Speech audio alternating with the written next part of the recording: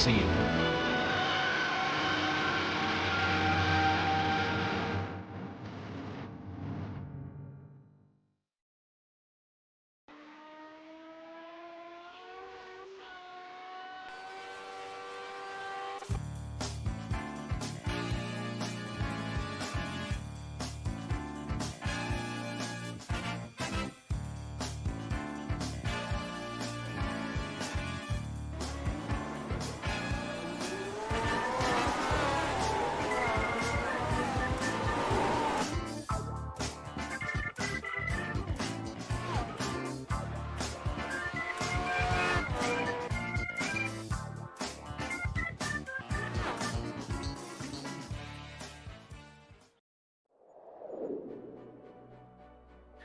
With last week's race being all about high speeds on the oval, this week completely flips it around among the technical California canyons. Long Beach will not be as quick, but it'll be just as perilous as we get ready to watch Round 7 of the Lotus 49 Grand Prix Legend Series. And you'll see it all live here on the Global SimRacing Channel. Hi, I'm Joe Peak, and with me in the booth is Joseph Black. Behind the scenes is our director, Daniel Costello, and he's using cameras provided by Dougie Beard.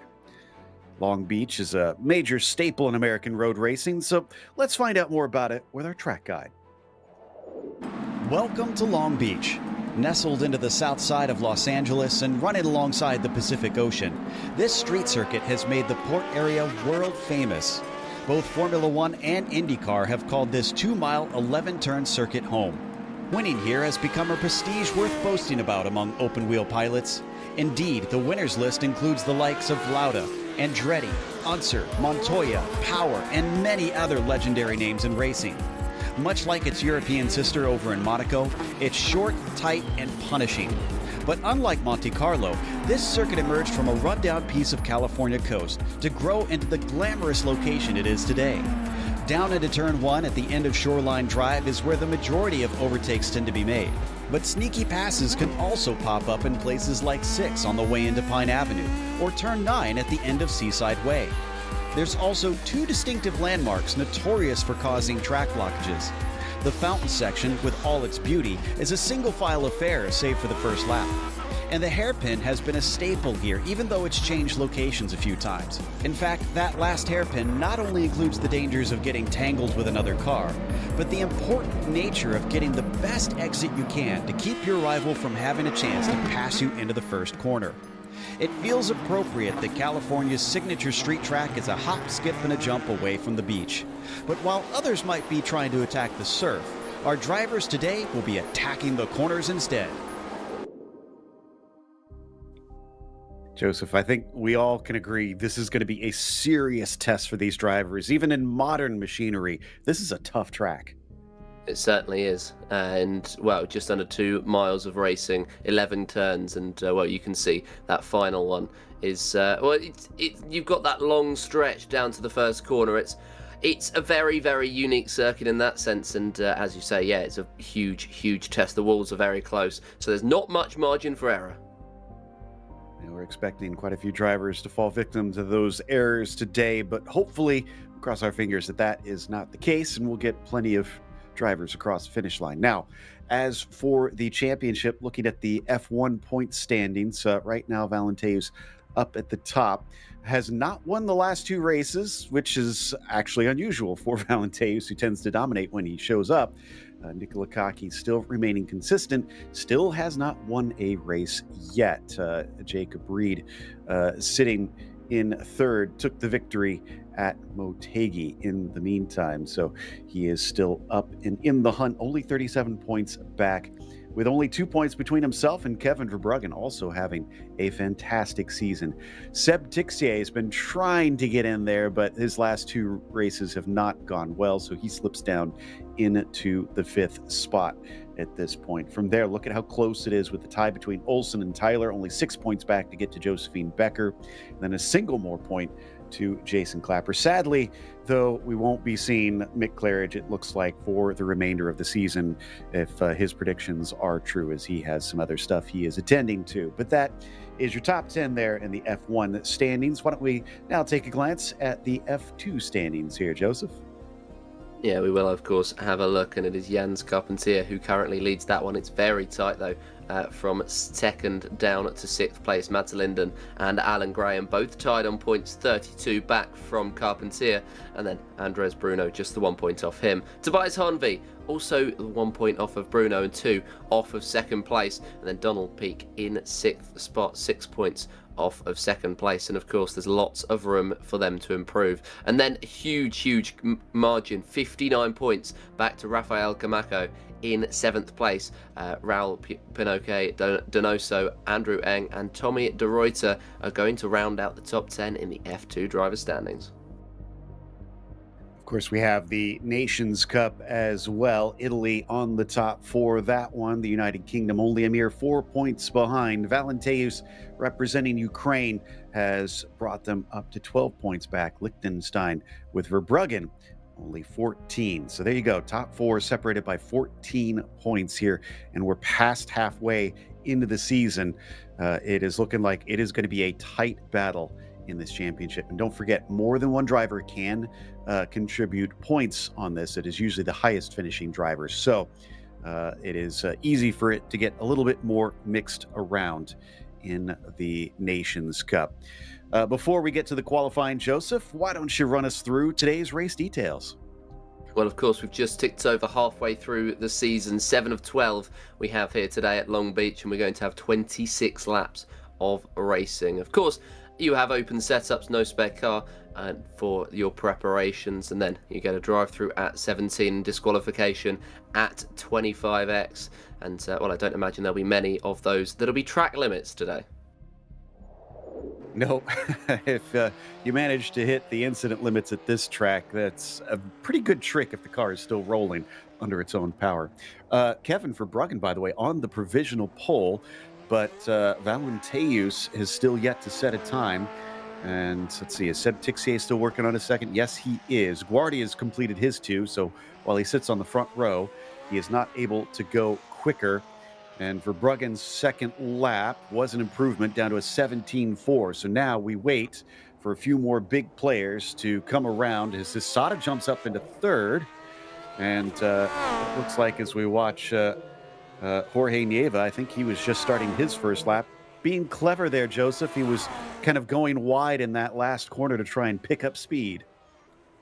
Yeah, and that's really what you got to do. You got to slingshot yourself through there because of quite how long that corner is, and quite how long the stretch of straight afterwards is. You have to slingshot yourself. That is the way that you should go, and that's going to be the prime way to make an overtake today. Sending it into that corner later on the brakes is not going to get you through. It might get you through momentarily, but by the end of that straight, you're going to be chugging along and really significantly slower than you possibly could be. We've got 2:27 left on the clock, and this is Jorge Nieves' first time on this circuit. The number 4, so one of the highest rated drivers here today. He'll be hoping to jump up further up the field, but of course we have Kevin Verbruggen who does lead the way, and well, it's quite a few familiar faces inside that top 10, and of course the top 10 split by exactly a second, with Becker back in 10th place, and Verbruggen, of course, as I say, in the lead. They get 2 laps to set their opportunities, to set their times, and Nieva coming to the end of his lap now. It'll be just going very wide in there to try and slingshot himself again, and this doesn't look like too terrible of a time. Well, now it will be, because he went wide there, so I guess he's not banking on that first one being quicker. Maybe a mistake in there or something. Figure there's not much point in trying to make that fast. As Valenteus, his first lap, 1:17.6. That's about 0.2 off of Verbruggen, who is still our pole sitter, interestingly.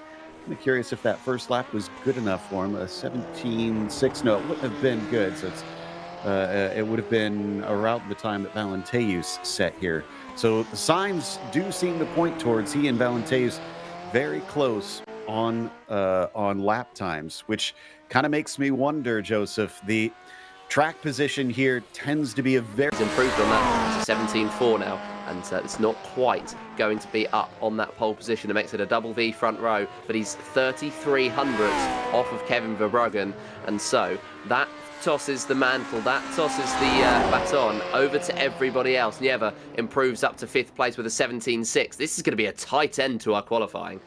Oh, this is fantastic. Top five are split by about 0.2 of a second. It's going to be close out there. If we get a train forming, it'll be a nail biter for sure.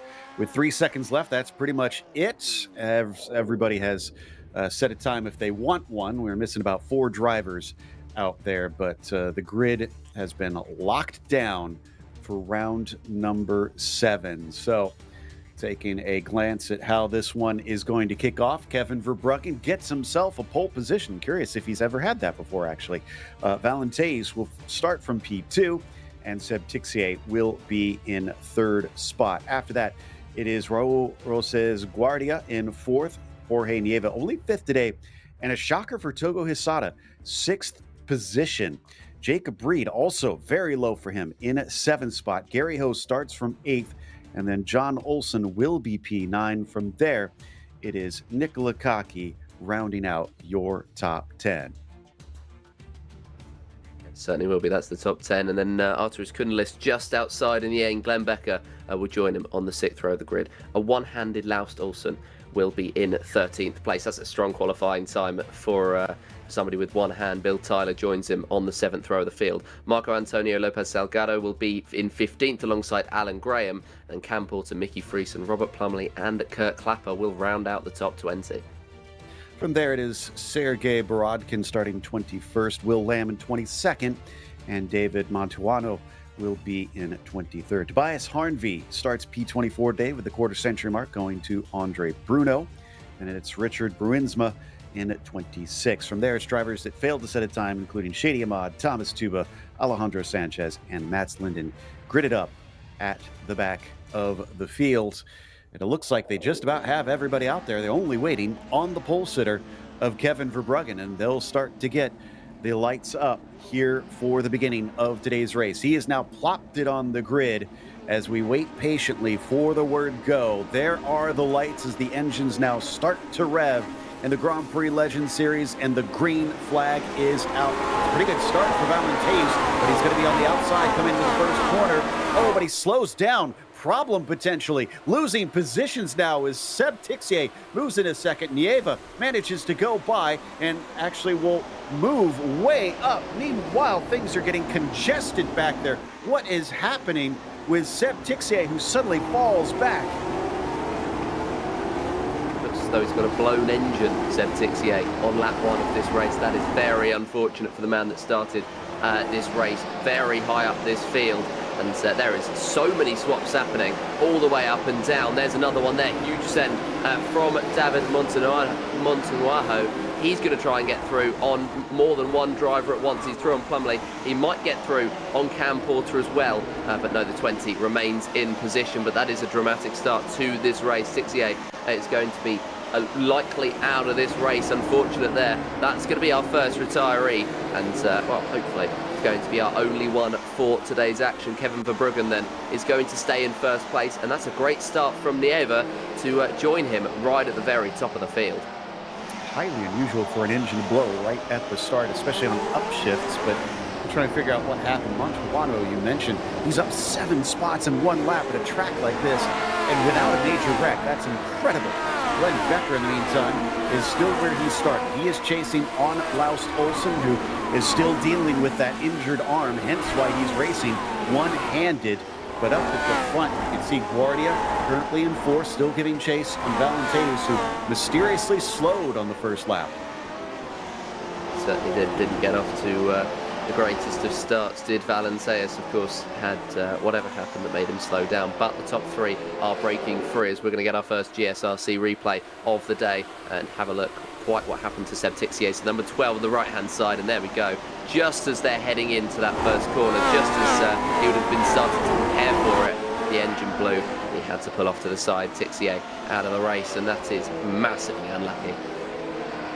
Highly strange, and great heads up by him to just coast it through the corner and pull off to the inside where he wouldn't cause any problems. Nieva versus Verbruggen, though, for the lead. Verbruggen is going to defend down to the inside, coming into Firestone turn and holds him off. Valenteis giving watch from behind. You cannot give a sniff to the number 2 if he gets a chance. In fact, he's going to duck to the inside of Nieva off to our right-hand side, and he won't quite make the pass, but that was bold in the hairpin. That almost never works.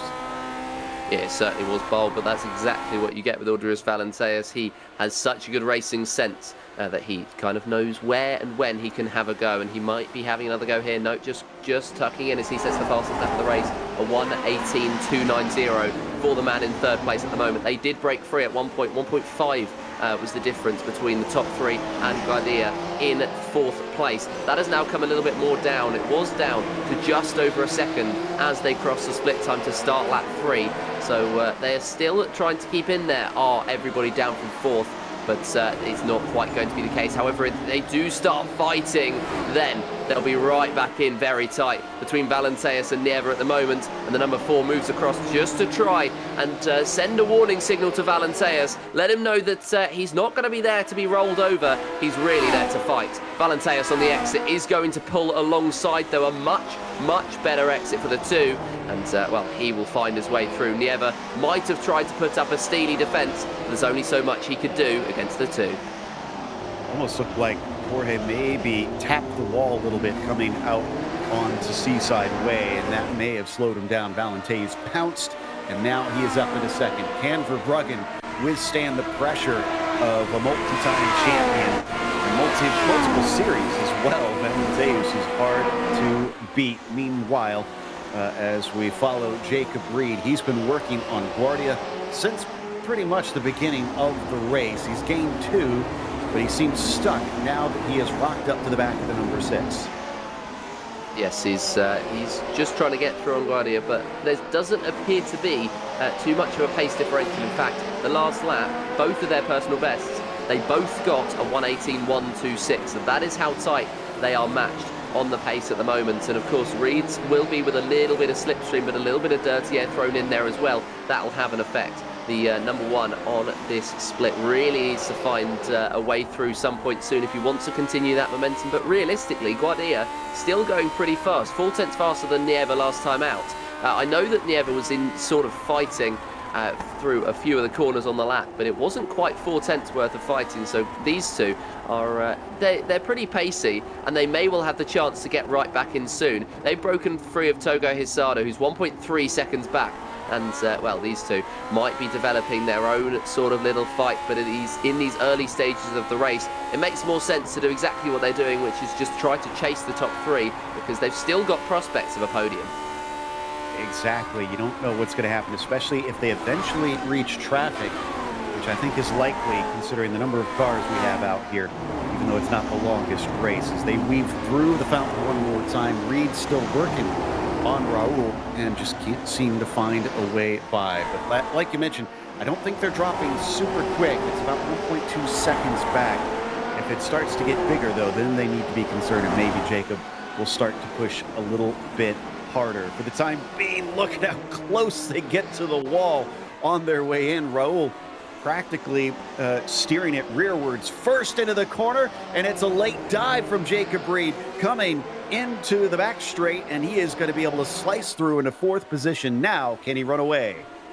He's going to give it a go. Guardia's going to give it a go at fighting him back, however, and will look to the inside line, but not quite got enough overspeed to pull alongside to really threaten Jacob Reed. They've dropped to just over 2 seconds behind these 3, who have got under a second between them. Audrius Valenteus gets a strong exit. He was quicker than Kevin Verbruggen. He was quicker, in fact, than everybody else in this field last time out. He set the fastest, which was a 17.584.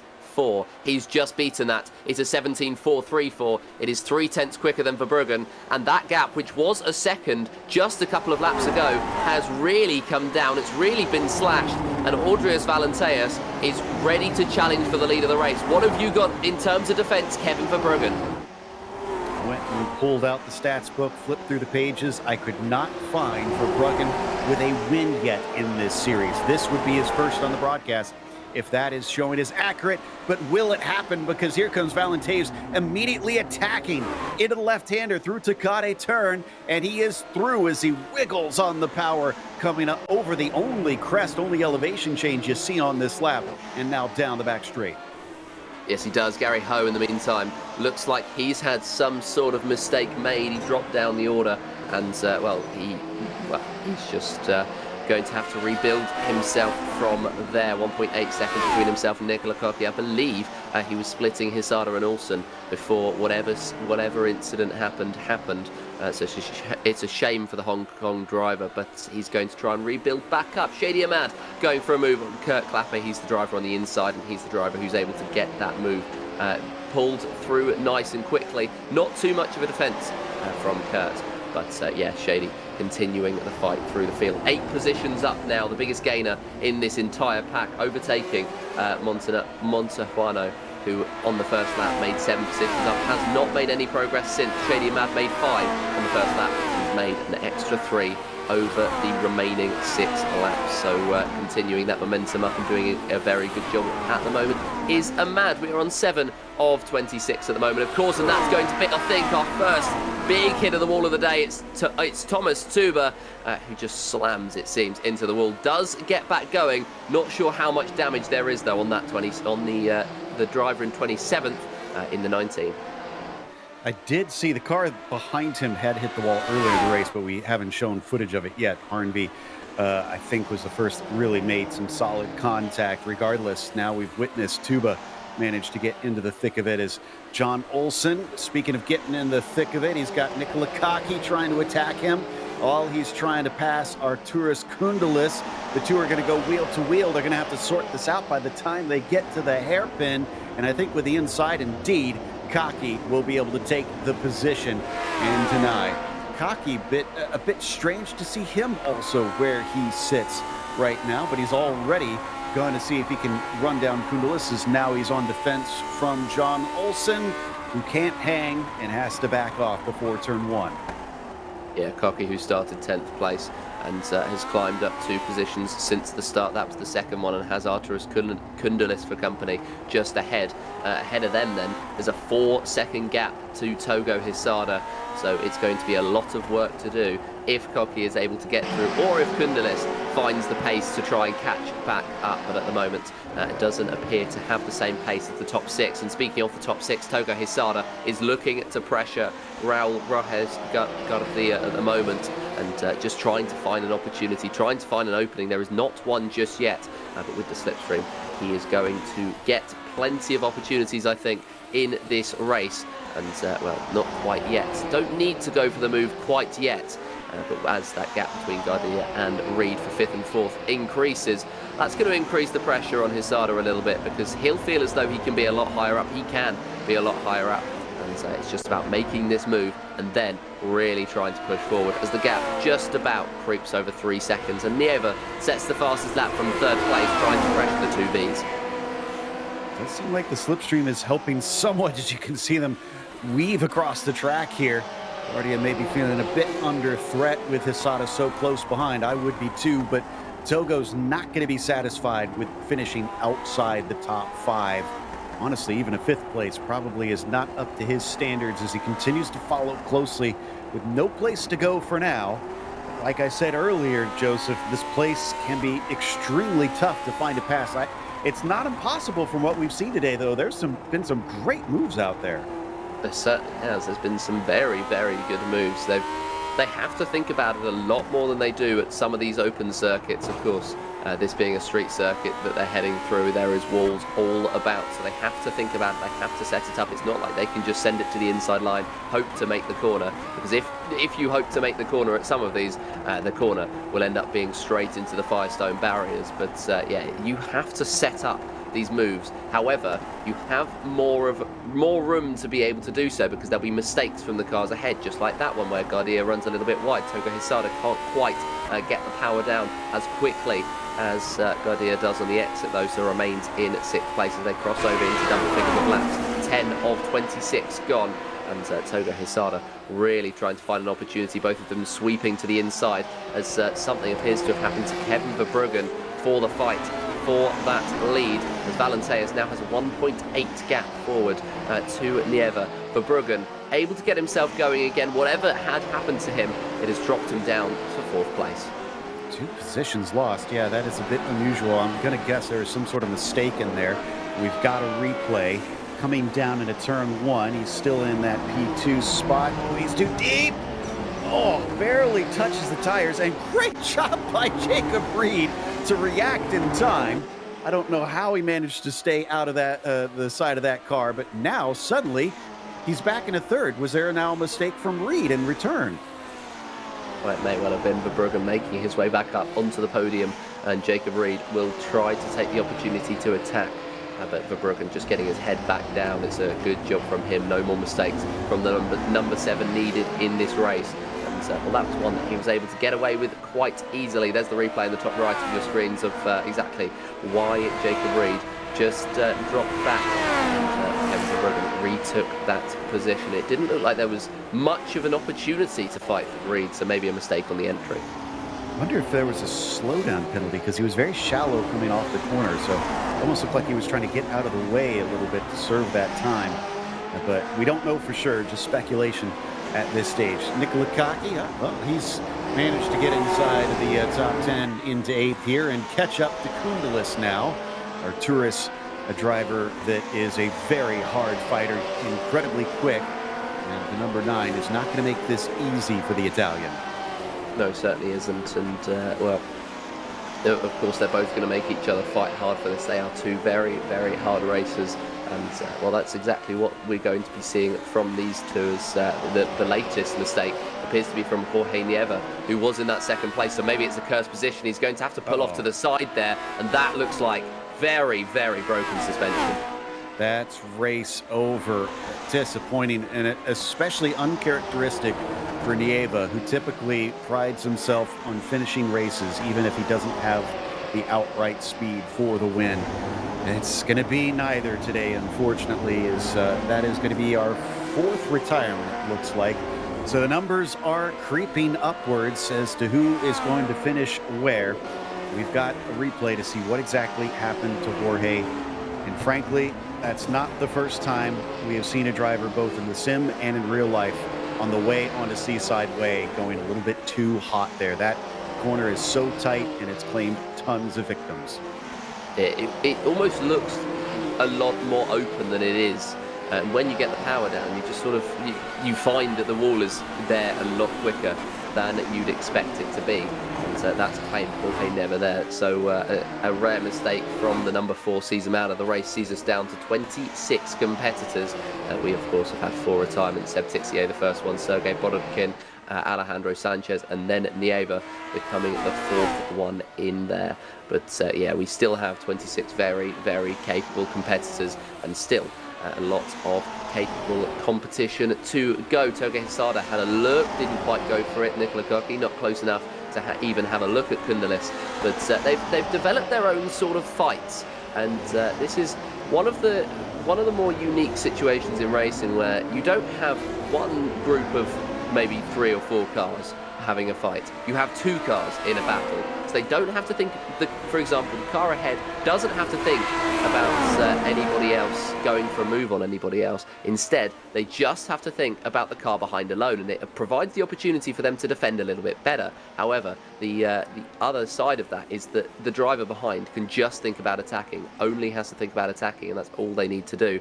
So that's exactly what we're seeing from Nicola Kaki at Arturis Koundelis at the moment. He's really trying to outsmart him. He's really trying to find a better exit out of any of these corners. But at the moment, Koundelis staying very firm. I swear I saw Koundelis' car brush the wall out of the fountain there. Not sure if that was just a netcode thing or if he really did hit it. Meanwhile, Hisada was trying to pass Guardia once again to no avail. Credit to Raul. He has been soaking this up and really doing a phenomenal job keeping the multiple-time champion of Togo, Hisada, behind him for at least half this race at this stage. The bad news is they're now 2 seconds off of Verbruggen, who we know has had his own mistakes, so it's not looking good, especially for Togo, unless he gets by. Not sure that he's going to get much higher than 5th unless more drivers in front have problems. Yes, it doesn't appear to be the case that they will get through. 2.6 the gap between Guardia and Hisada, and then Verbruggen and Reed ahead, but then Balancers has been able to eke out a gap at the very top of the field. That's somebody going very slowly. That's Kevin Verbruggen. That is Kevin Verbruggen, who looks like he's going to be out of this race. Indeed, he is. And that is a competitor just gone in a flash. Not sure what's happened there, but well, we'll get an opportunity to see on the GSRC replay. Just slides into the corner, and that was unsavable. The last one had room for error. That one just carried too much speed. The rear went out, and then his right rear went with it. Broke the suspension, hitting corner first. Unfortunately, that may have been commentator's curse. I just said it. You won't get any spots unless we have more drivers in front of him with problems. And what do you know? Next corner, he gets 4th place now. Guardia up onto the podium as well. Nicola Kaki a little farther back, still working on Koundalis. Still unable to try and squeak by quite yet.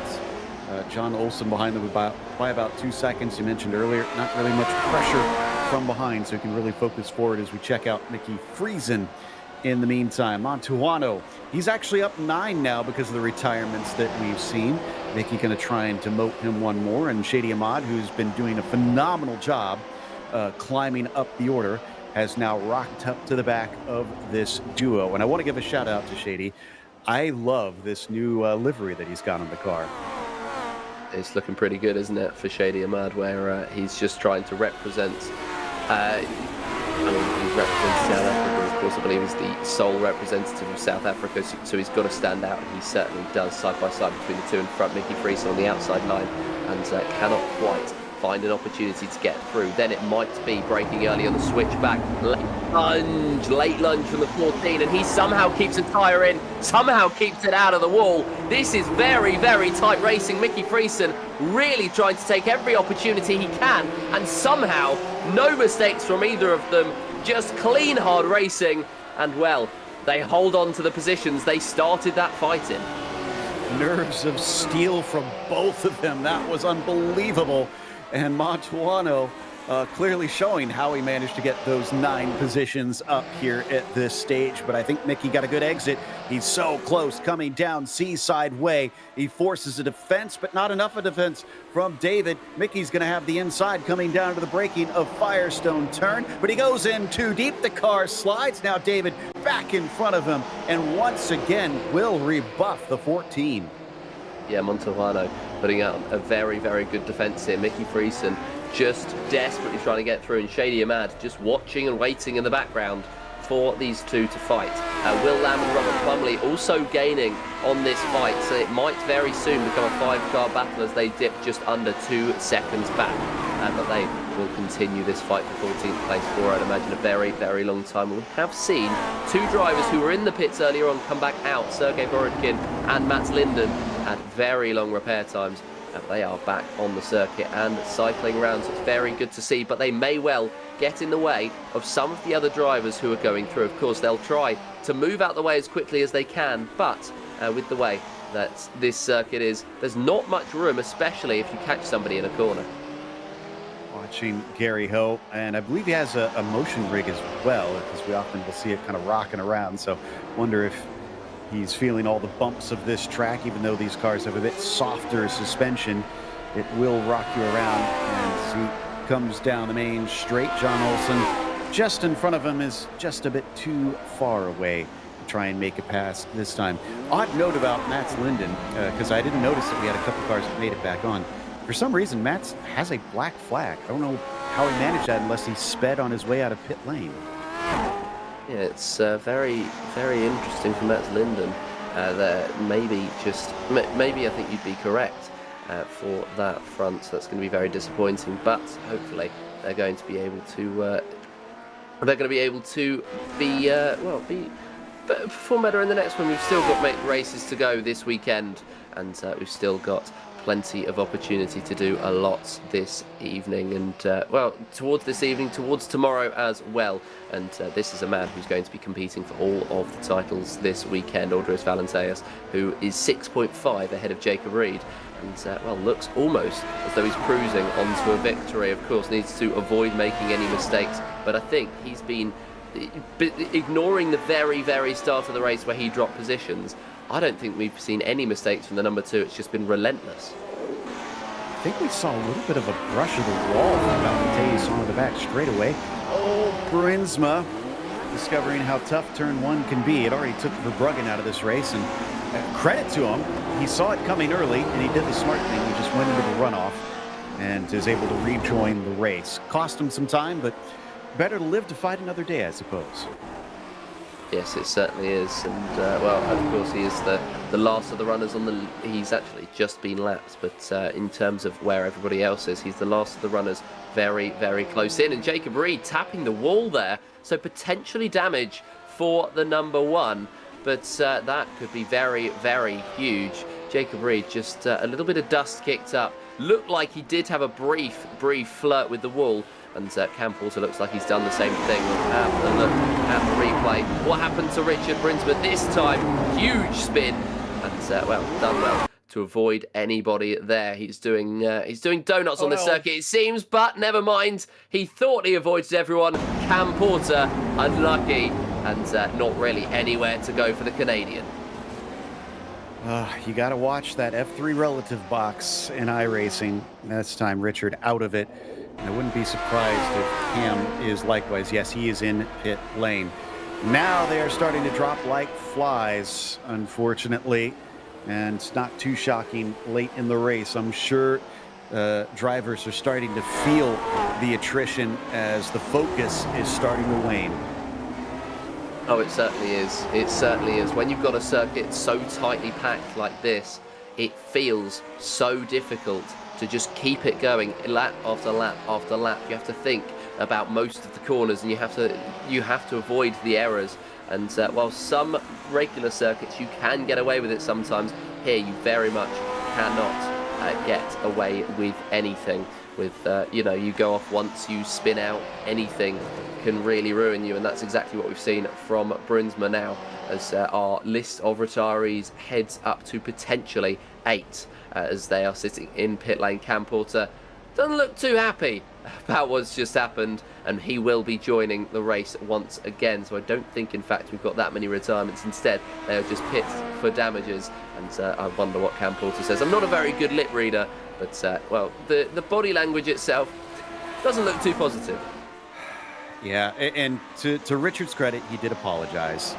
So obviously he feels bad. He knows he did something wrong. And Mickey Friesen, is this live? It is. Mickey Friesen keeps it out of the wall, but he loses a spot in the process. Shady now up 13 spots for that one. Great catch by the 14. Oh, that was close. Yeah, and this is one of the things I do love about sim racing. Real racing, you've got the helmets on. You don't really get to see the reaction until well after an incident. And here in the sim, you can tell immediately what a driver is feeling. And that had moments of Monza a couple of weeks ago in the IMSA Vintage Series, where the fight for the lead in the GTOs on the very last lap, one driver did exactly the same slide Mickey Friesen did and ended up collecting the car behind. A little bit more awareness from the driver behind in this situation, from Shady Ahmad, but yeah, able to get going and stay going all a-okay. Glenn Becker, well, we can't really see much of his facial expression. It's covered by that beautiful VR headset that he's using to race through. Not a bad race for himself. And, well, in fairness, it's all been pretty calm. I'd imagine we'd be seeing that heart rate monitor all over the place had he had a little bit of carnage in this one. But gaining 3 positions off the start, up to 9th from 12th. And he's had a pretty consistent race. Might need to have a look at that when we have a look at the heart rate of Glenn Becker when he's fighting the one-handed Laus Olsen. And that could get very, very spicy towards the end of the race. Of course, Olsen, the 15, right in behind. And really ready to try and set up a fight with 6 to go.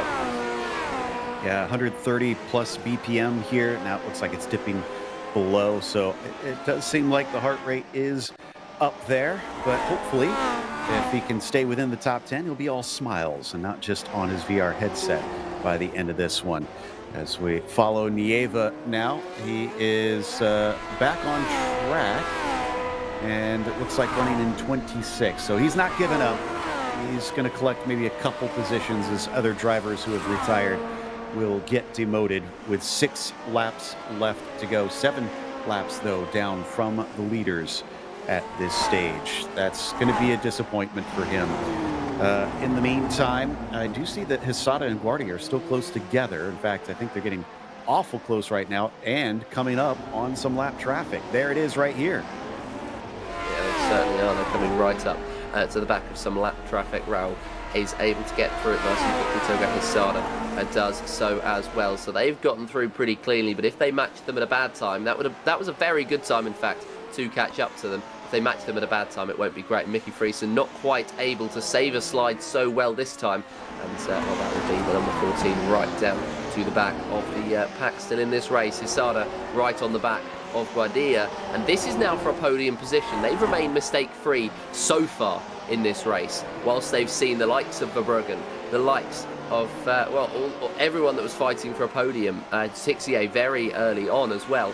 Those drivers making mistakes, dropping down, has opened the door for these two to be fighting for one once again. Nicola Cocchi is potentially, he might have a meat, well, he does indeed have a meatball, because he's got no, he doesn't appear to have a nose cone, so I'm not sure what's happened to the Italian, but he's doing a very good job to keep that going in a straight line, as Hisada is going to go for that move on Guardia, but yeah, he's just outbraked himself and does well to avoid the tyre barrier in the end. So let's see what happened to Nicola here. He makes some contact with Arturus. No. Oh, and okay, that explains it then. I was amazed that he had knocked the nose off, but was still in the same position.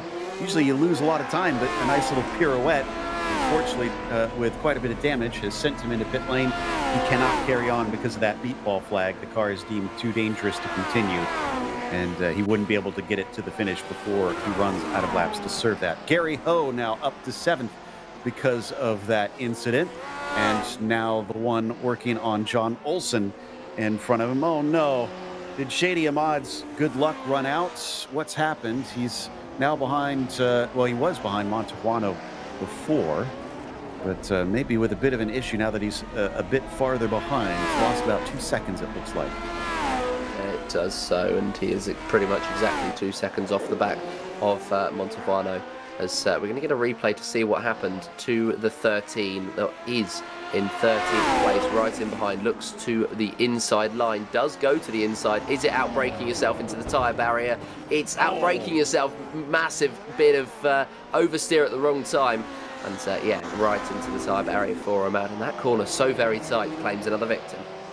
And he does have a meatball flag, I'm just seeing, so Shady is also going to have to come and serve that. He might be able to stretch it to the end.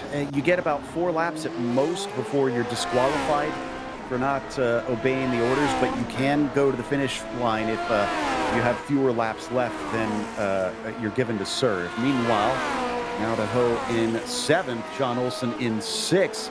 Just keep it on the track, just survive, and you're going to have a good finish today, it looks like. It certainly does. Race of attrition is exactly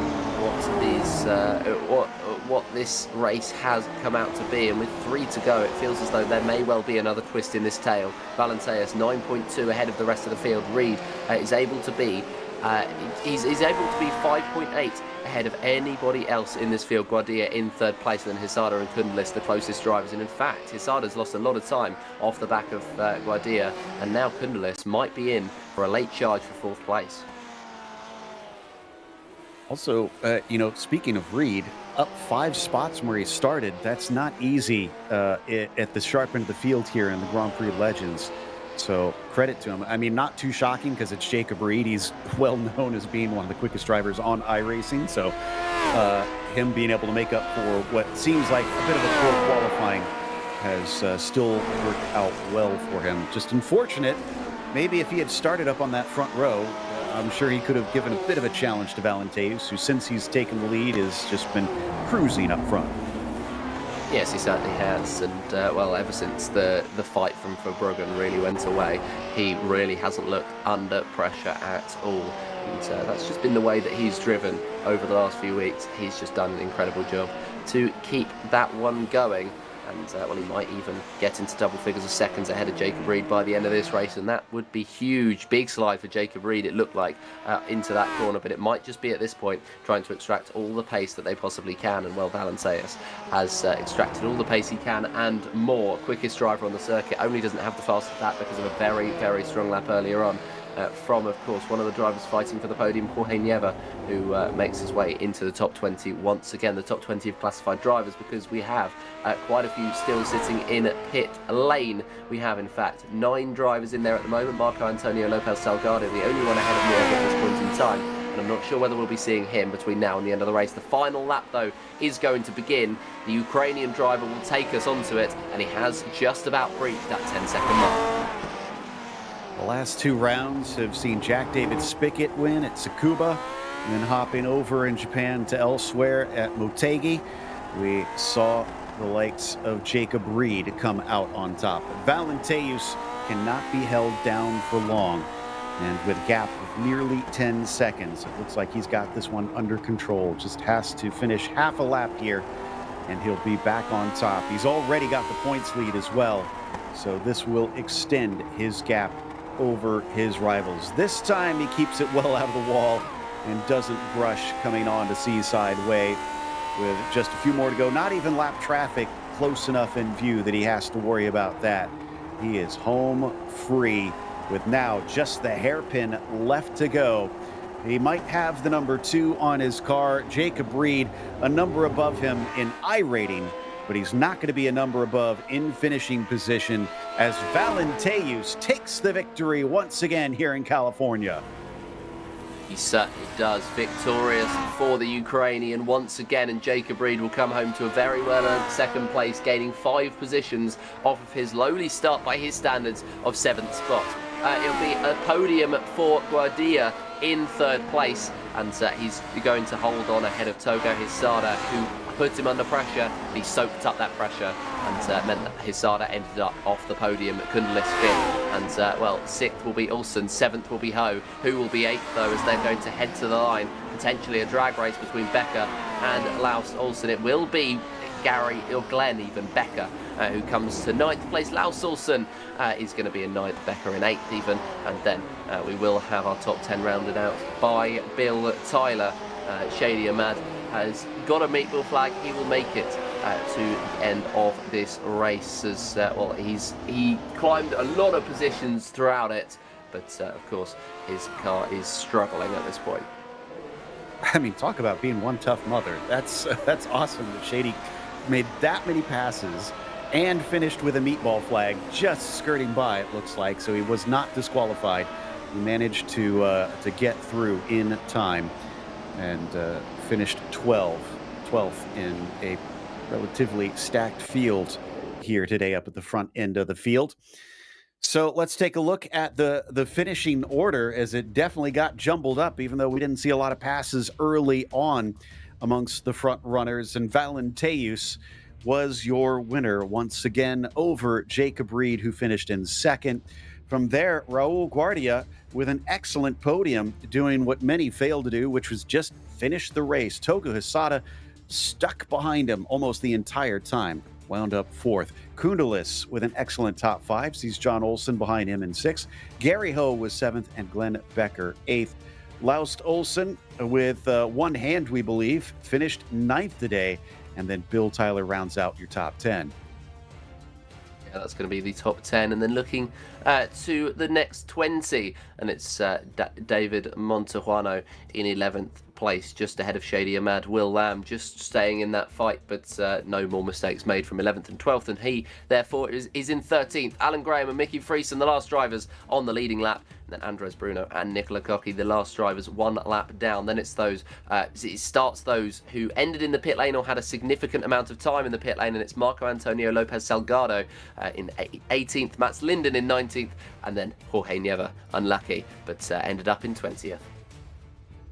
It was Cam Porter 21st with Plumley in 22nd. From there, Richard Bruinsma in the 23rd spot. Thomas Tuba 24th. This is all DNS from here. Clapper, Harnvey, Brodkin for Bruggen, Sanchez, and of course Tixier blowing the engine at the start. Speaking of which, I was able to track down, it looks like Valenteus entered in the text chat that he had a miss shift at the start of the race. That's why he slowed suddenly at the beginning of that one. I think we've got Cam Porter ready to chat with us. He's had some time to mull it over a little bit, and understandably, he seemed a bit miffed about the whole situation. Cam, we had your feed up after the incident. I mean, your face kind of said it all. Yeah, admittedly, I was raging in the moment to be taken out of a great position. I made up several spots by a lap car trying to get rejoined into the track. That's a tough spot to be in. You know what? When I wreck at a place with walls that are on both sides, I just tow. Like, I don't even bother trying to get turned around in a tight spot because it's really dangerous, especially if there's cars coming and recognize the name of the person that was trying to get turned around there in the fountain. But I hope he learns a lesson there and comes back to the series and does better. Yeah, and I guess there is that small consolation that he knows he did wrong. I saw him apologizing in the text chat. So, like you said, there's always those moments of learning. Besides that, though, let's talk about the race itself. It did seem like this was going to be a race of attrition, especially by the end. How were you doing up to that point?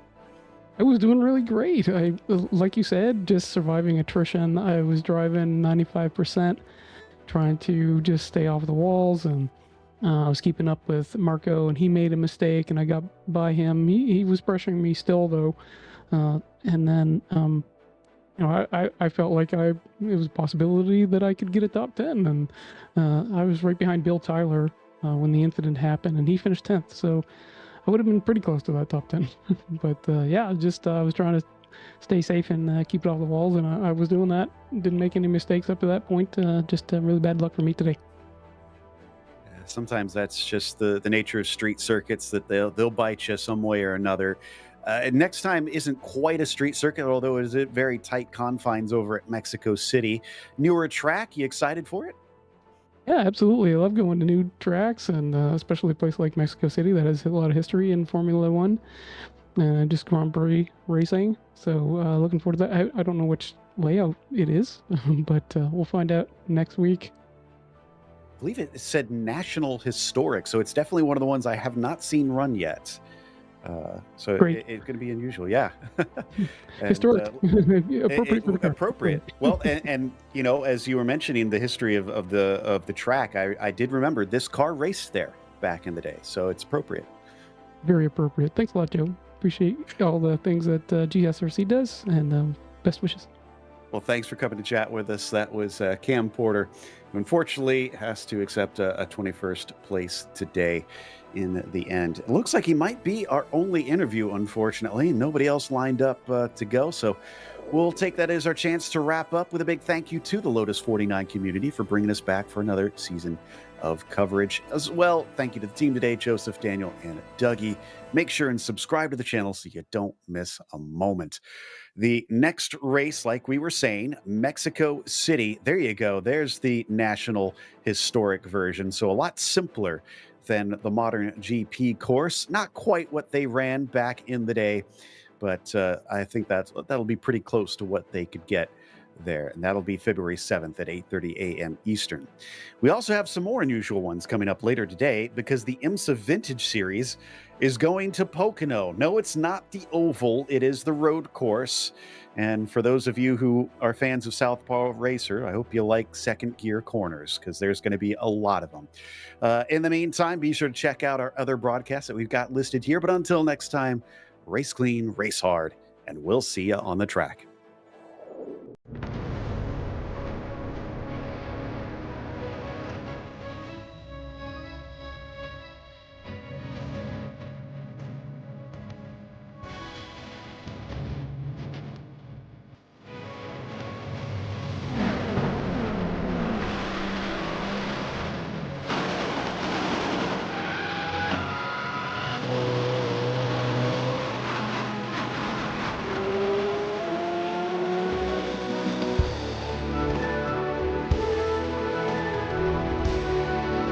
This is iRacing.